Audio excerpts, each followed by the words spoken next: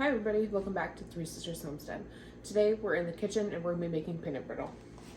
So we have all of our ingredients out here. We are going to use regular granulated sugar, light corn syrup, water, peanuts, salt, unsalted butter, and baking soda. And for this recipe, it does say that you can do this without a candy thermometer, and the last time I made it I did, but it didn't get as dark as I thought that peanut brittle should be, so I borrowed my mom's candy thermometer. So first we are going to add in 3 of our ingredients. It's going to be the sugar, the syrup, and the water. So we need 1/4 cup of water, so that's just going to go into our saucepan. And then we need 1 cup of sugar. Into the saucepan.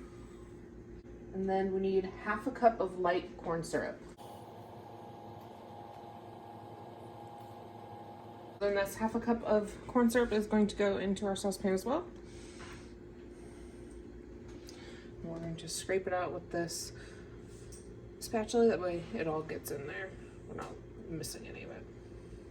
Going to turn the heat on about medium. We're just going to keep stirring it until that sugar is dissolved.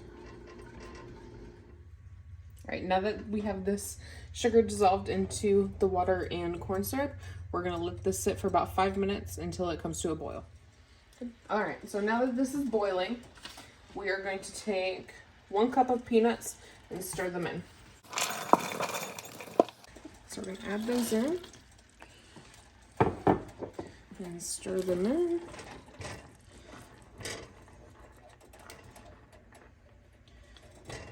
And then we're going to place our candy thermometer. When you place this in, you do not want this tip touching the bottom of your pan. So it's going to be kind of hard seeing in there with those peanuts, so I'm going to try to push them aside.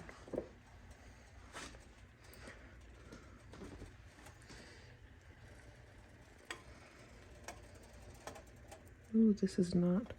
I need to adjust the tingy. The tingy. Might be too short. Let me turn it this way so I'll be able to see.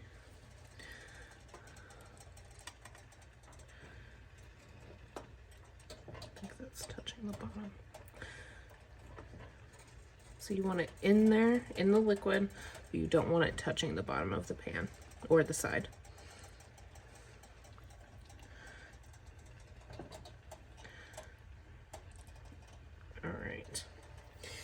And we're just going to leave this until it reaches 300 degrees.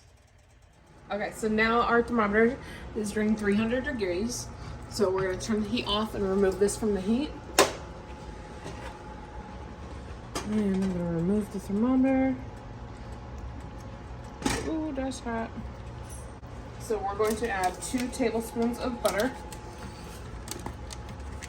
1/4 a teaspoon of salt.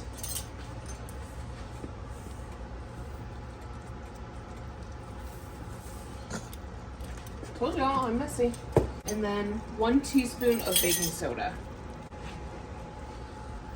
We're gonna mix all of that in.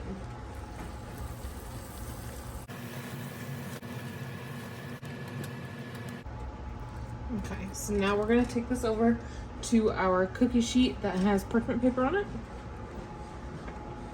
And we're going to just dump this right on that parchment paper.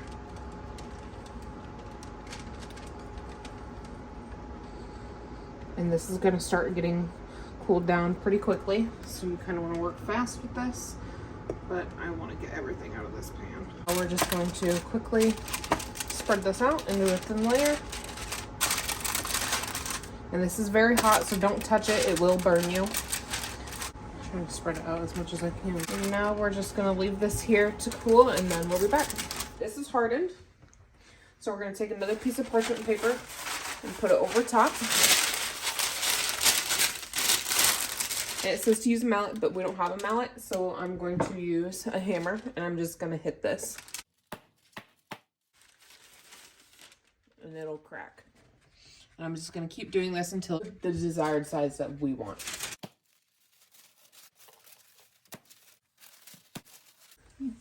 Now this is all broken up, and we're just going to put this away into a Ziploc baggie. But you can also freeze this, and it'll be good in the freezer for about 3 to 4 months. Or you can just put it in a baggie like I'm going to, and it'll be good for about a month. It does say that the texture will be a little off, a little different if you do freeze it. So I'm not going to do that. We'll eat this now. I will leave this recipe down in the description box below. Please like, subscribe, and share, and we'll see you guys in the next video.